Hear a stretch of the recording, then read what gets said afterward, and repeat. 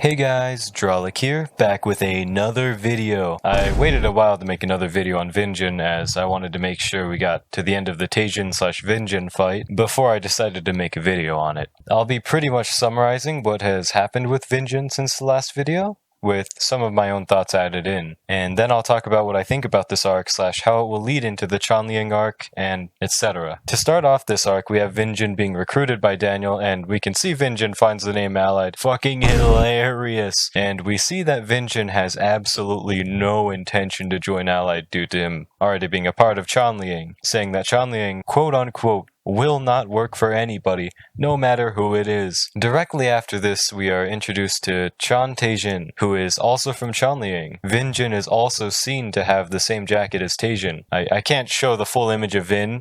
For some reason, PTJ loves to draw Vin with literally no clothes on. Like, his dick and balls are right out there. I swear, like, he drew Vin Jin taking a shit for some reason. Daniel sure as hell would not get drawn taking a shit. I'm just saying. But we do see that Vin Jin used to wear chains and nothing else, like, a lot during Chanliang.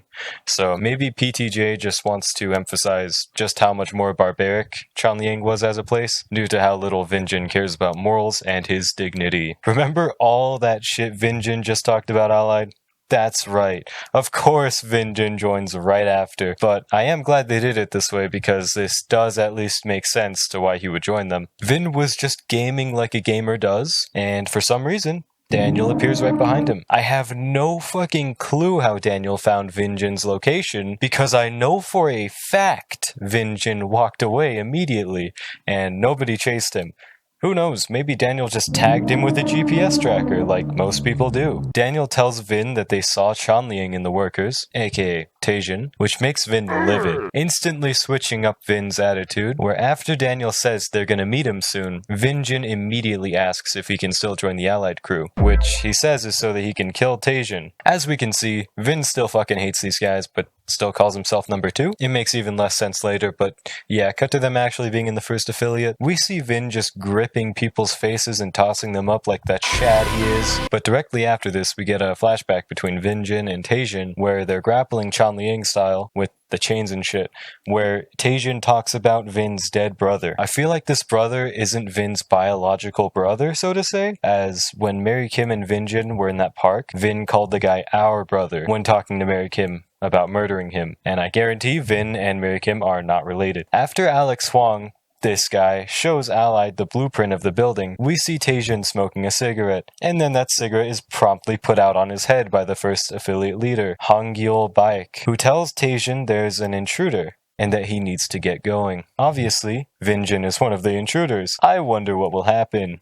Huang, this guy, says that the blueprint just shows the building's layout, and not individual people's location, obviously, so they aren't sure what to do from there. But Logan randomly shows up, only to get absolutely fodderized by every member of Allied, and Vin just fucking slaps him. Logan realizes that he is indeed not that guy, after seeing the mistake he made in asking them to, quote, all come at him. Logan runs away, and some Gen Zero show up, where for some reason Vin Jin just glazes Zack, although this does randomly happen, like Zack glazes Vin Jin later, but we'll get to that later. Next time we see Vin Jin, he hears a noise in the elevator, where Eli is fighting the basement monster. They obviously don't know that, which causes Vin to try starting a conversation with Jay. Big mistake, pal, but at least Vin knows Jay isn't deaf now. Fodder number 1 and fodder number 2 come to fight Vin and Jay, where fodder 1 drinks some kind of drug, I think, and headbutts Vin Jin, only to just break his glasses. Which, yeah, they do come off too easily now, but that's obviously because we know the mystery behind the glasses now. For some reason, PTJ makes Vin Jin his own thirst trap whenever the glasses come off, but to be fair, I guess he does do that for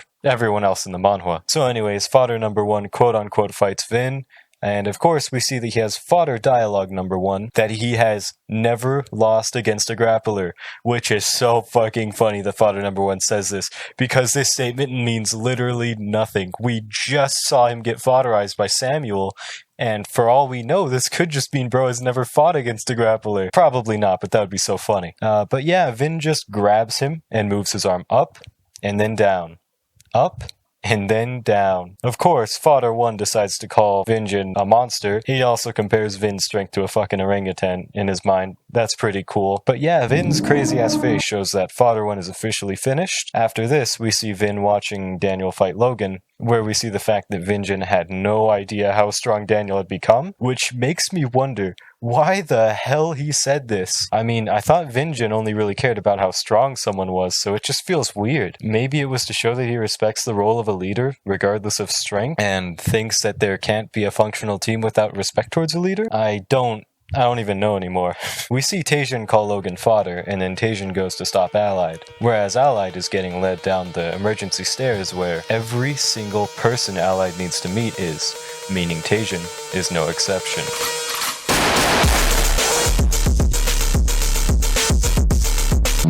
Basically, what we learned from this fight is that both Vin Jin and Mary Kim have such a deep-found hatred for Taejin that even after all these years, they legitimately want to murder him. We also find out that what he did, or maybe one thing that he did, he could have done more than that caused this hatred is that he raped Vin Jin's little sister. We don't have any confirmation that it's his biological sister. It could be figurative like Vin's brother, but yeah. A speculation is that due to Taejin raping Vin's sister, she committed suicide. We aren't sure about that. It hasn't been confirmed or anything, but it's a reasonable suspicion. But basically, Taejin is a piece of shit. Vin even says she died without knowing what she did wrong, so that confuses me a little. We also find out that Taejin thought of the guy Vin killed as Taejin's king, but they were obviously the previous owner of Chanliang, as Vin now holds that title. But yeah, like I mentioned earlier, Zack for some reason also glazes Vin, but I guess he did actually see his strength in the third affiliate, unlike Vin who just didn't. But yeah, it's kind of funny because Vin just gets fucking dominated. Taejin said that Vin is definitely stronger than he used to be, but not as scary as he used to be. This is because Vin stopped fighting almost completely, and as a result lost the murderous aura he most likely used to exude. Oh yeah, based on what we've seen, I'm pretty sure Taejin either can't feel pain or takes pleasure in feeling pain, aka is a masochist, but I'm not sure, since he sure as hell didn't enjoy being put in that battle royale. We see Taejin always having an orgasmic face in battle, completely different from his serious demeanor that he usually has, likely because he takes pleasure from pain.